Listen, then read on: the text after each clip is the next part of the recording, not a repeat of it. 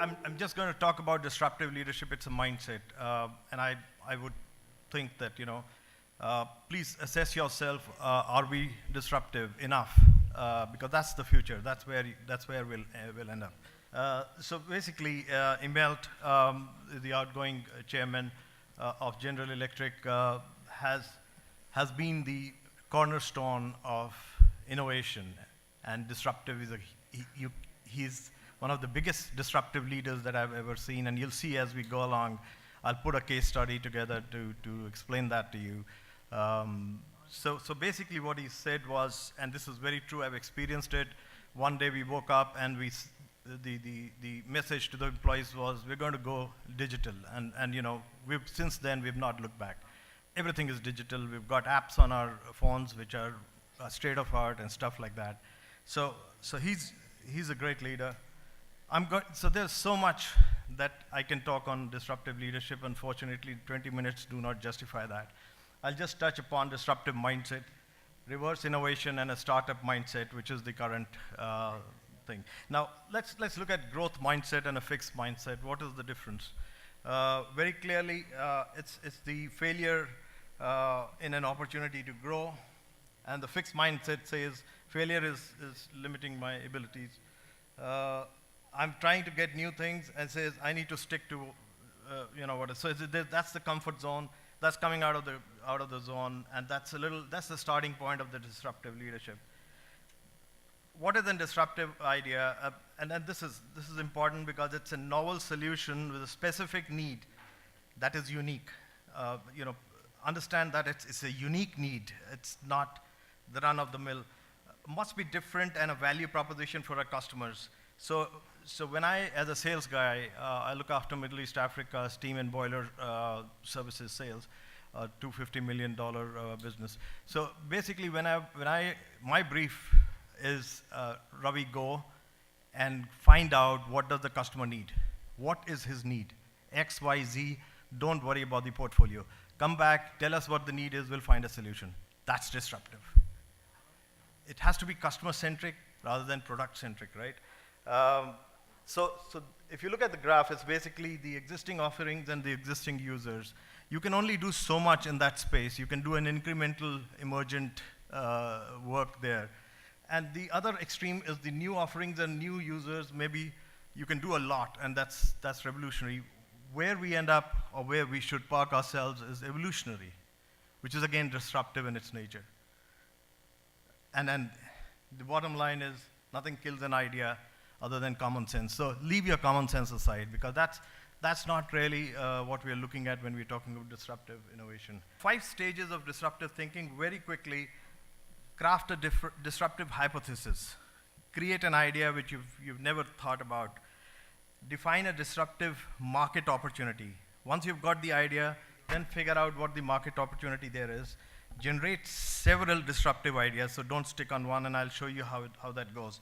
Shape them into a single disruptive solution. Put them together in a single disruptive solution. Make disruptive pitch that you present to the investors. Don't invest any money.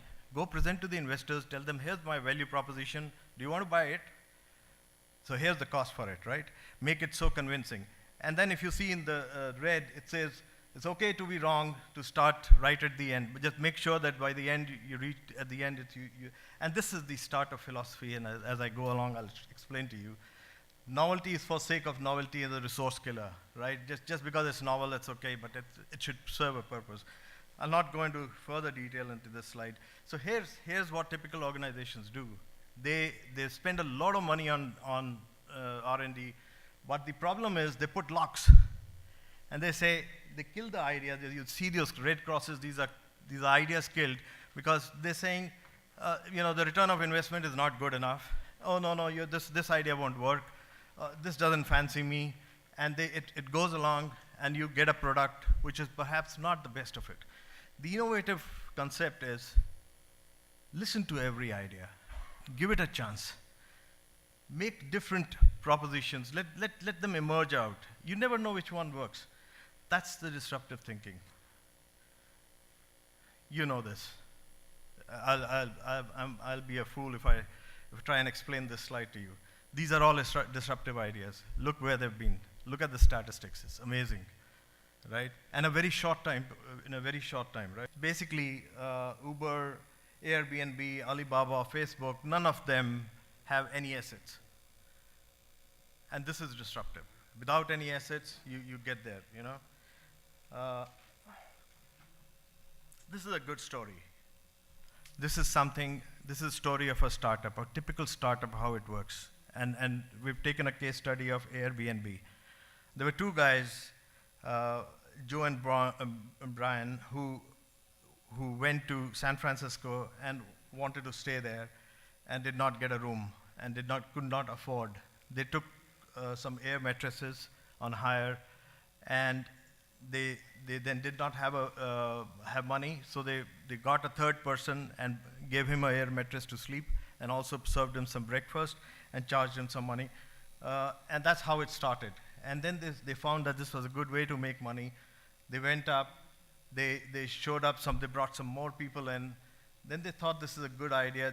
The third person that they brought in, they made him a co-founder. They launched a prototype.